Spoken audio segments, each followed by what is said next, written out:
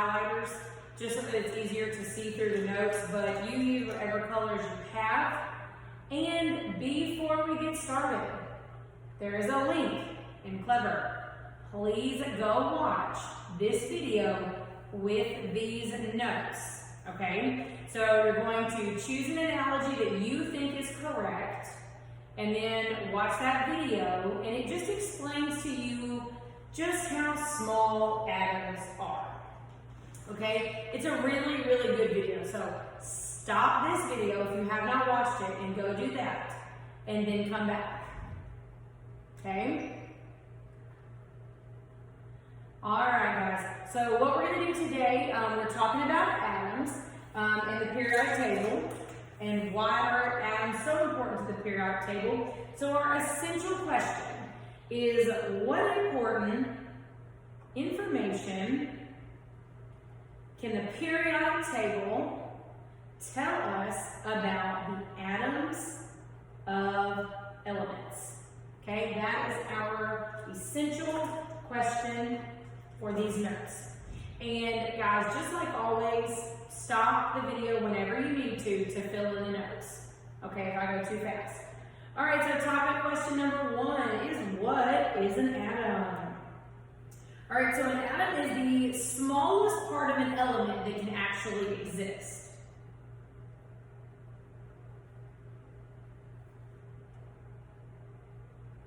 And the word atom comes from the ancient Greek adjective atomos, which means indivisible. And the concept of an atom has changed over time. And here are just a couple analogies to help us understand the different models of an atom. And you should have already watched and taken notes over the atomic theory timeline. If you have not, stop and go do that first. Okay, because we're going to talk about a lot of stuff that you should have seen yesterday in your atomic theory timeline video and the notes that you took. All right, so let's start with Dalton back in the early 1800s. So he just figured out that atoms exist. Okay, he did several experiments and he figured out that they exist. Now, beyond that, he really didn't have the equipment to necessarily go deeper and talk about the protons, neutrons, or electrons. He just knew they existed. Okay, so that was the early 1800s. By the late 1800s, Thomson had found electrons. Okay, he didn't exactly know where they were yet. We just knew they were in the atom somewhere. That's why this is like the chocolate chip cookie. Sometimes they refer to it as a blueberry muffin, with the blueberries being the electrons. But on this sheet, it's a chocolate chip cookie. Okay, so Thomson found electrons. All right, so then in the early 1900s, Rutherford, he realized that they have to have some sort of a center, because he was able to find a positive charge in the center, the very center, so he knew that there was a nucleus. So that's why we call this one the cherry picked, because he knew that inside there was a positive charge. Didn't really know where those electrons were, didn't really know anything else, but we knew that was positive. All right, so then by the later 1900s, Bohr figured out that the electrons move in an orbit around that center that Rutherford had found. So we figured out that the electrons moved in an orbit. Hence why this is the solar system model. And we still use the solar system model. We're going to talk about why we use it when we draw them. However, we have since then found out, present day, that it's really not flat like a solar system. It's actually more three-dimensional, like a sphere, and it's the analogy that they use is a cotton ball. Okay, and there are so many different scientists that have helped to figure this theory out. You've got Schrodinger, Heisenberg, Einstein, and several others. Okay? All right, so now what we're going to be talking about is what exactly is inside these atoms and what they're made of. And they are made of something called subatomic particles. Okay? That Greek root sub means under or below. All right, so this is where you may want some colors, okay? Because I'm gonna put things in color just to help you guys see where everything is. All right, so the first thing we're going to talk about is the nucleus of the atom. In the very, very center, you've got protons, which have a positive charge. This is their symbol, a little plus that tells you that they're positive. And they have a mass of 1 AMU. And we're going to talk in just a little bit about what an AMU is. All right, so protons right here, positive.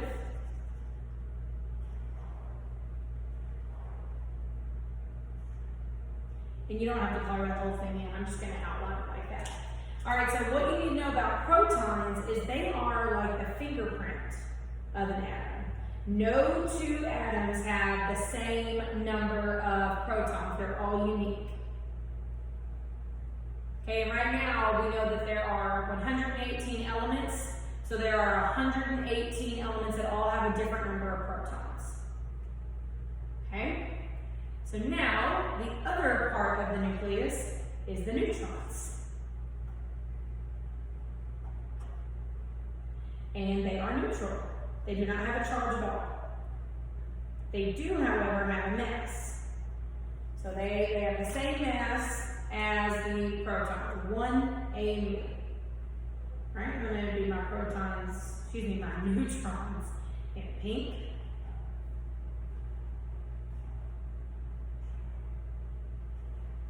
All right. And then over here, we have our electrons. Now, the electrons are negative, and they are so tiny that they really are considered massless. They do have a mass, but it's like 0.00000. It's extremely, extremely small. So they do exist, okay, but they're teeny tiny compared to the neutrons and the protons. They are much smaller.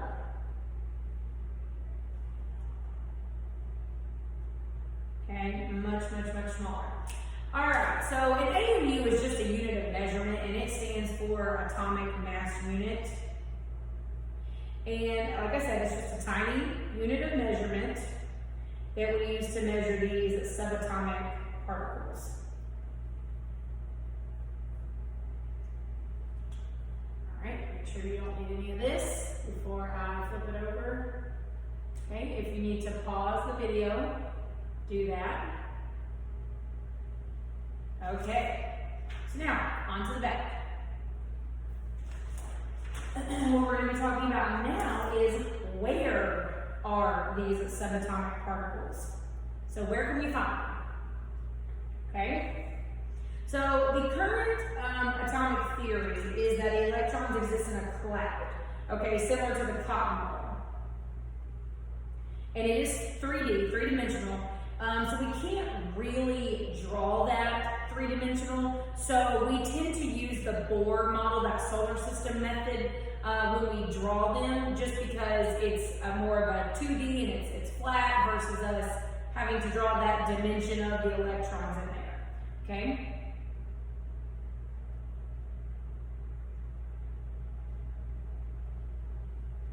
So we're going to be using the Bohr model when we look at these. All right. So when you're looking at the atom, this is boron. And boron is number 5 on the periodic table. So the nucleus, this main section right in here, okay, that is where all of your mass is. All right? And we're going to color in our protons and neutrons. Let's see, I used pink for neutrons and yellow for protons. So I'm going to color my protons in yellow. That's the ones with the little pluses, because they have a positive charge. Okay? And then my neutrons, which are the ones that don't have a plus, they're neutral. color them in pink. All right. So then, surrounding them are the electrons, and the electron cloud is essentially massless. It does have mass, but again, it's so tiny that it's basically non-existent. And those electrons are moving really fast. Okay? All right, so let's talk about the proton number and electron number being equal. Okay, so if you count over here, you've got 1, 2, 3, 4, 5 protons. We have 1, 2, 3, 4, 5 electrons, but we have 6 neutrons. All right, so I want you guys to think about it. Why would the positive protons and the negative electrons need to be the same number? I hope that you got it, and it's so that they don't have a charge.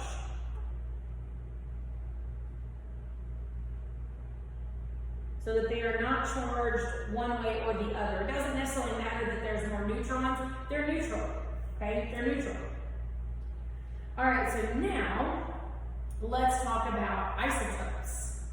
We don't spend much time in here at this level in 7th grade talking about isotopes. That is something that you're going to see more of when you get to physical science in high school or chemistry.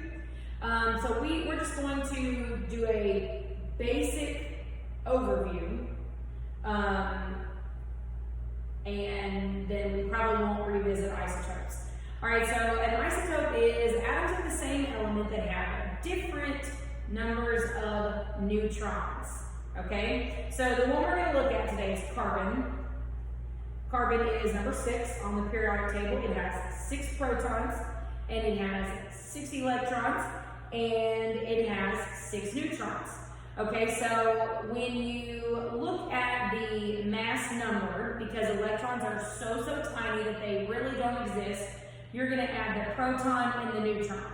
So if you have 6 protons, 6 neutrons, this is going to give you carbon 12. Okay? So now this one, we have another carbon. Again, we have 6 protons, 6 electrons, but if you count, there's 1, 2, 3, 4, 5, 6, 7 neutrons. So when you add 6 plus 7, this is going to give you carbon 13. It's all still carbon, they just have a different number of neutrons. Okay? All right, so here's another carbon. And this one we have 6 protons, 6 electrons, and if you count them, there's 8 neutrons. So when you add 8 plus 6, that's carbon 14. Okay, so this number, that number behind the carbon, is going to tell you the protons plus the neutrons. Okay, protons plus neutrons. And again, at this level, we don't spend a lot of time on isotopes, but I just wanted you to understand, because down here, this number deals with isotopes. So I just needed to make sure you understood at least what an isotope was, but we don't spend a whole lot of time on that at this level. All right, so now get into the fun stuff.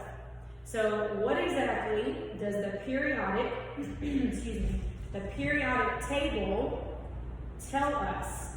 Okay, so this is where you're going to want a few more highlighters as well. We're going to highlight some stuff in here, all what this box is going to tell you. A lot of times students think when I talk about the periodic table that they have to memorize everything in the table.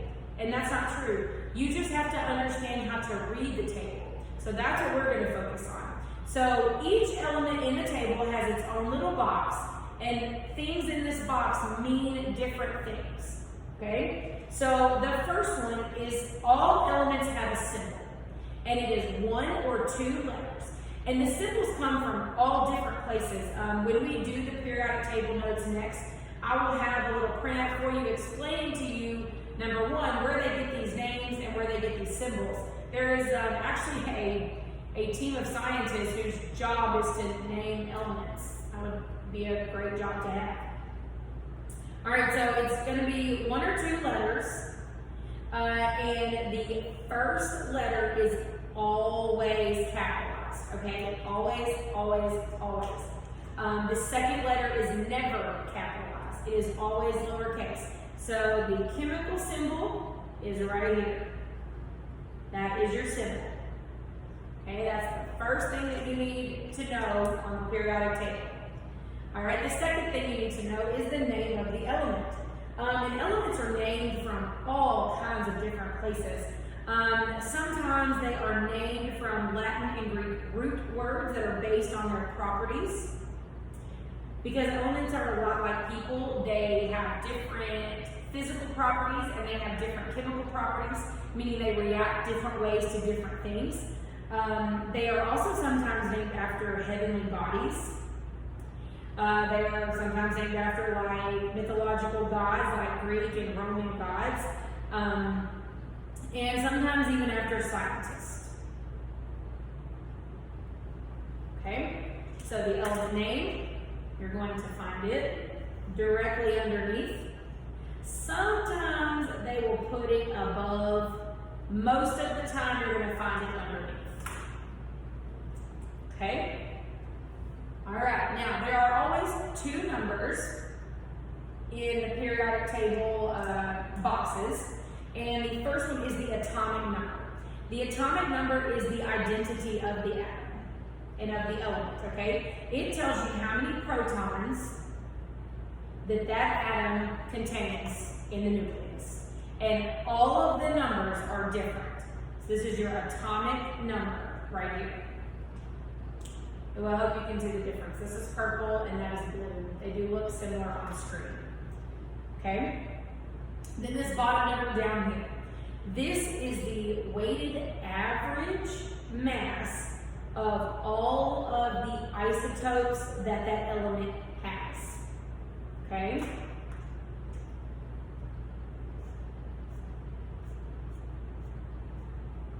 All right. So then how to figure out the mass number, that means how many neutrons it has. So if this number is protons and this number is protons and neutrons, what do you guys think we should do? All right, we are going to round it up and then you subtract, okay? So this is called the mass number. And this is when you want to figure out the number of neutrons in the most common isotope. So you're going to round up the atomic mass, okay, to the nearest whole number. So 18.998 is going to round to 19. Then you want to subtract the number of protons, okay, from the atomic number. So we've got 19 minus 9. That's going to give us 10. Okay, so that means that fluorine atoms typically have 10 neutrons. All right, well, that is it for these notes. The periodic table notes are coming up next.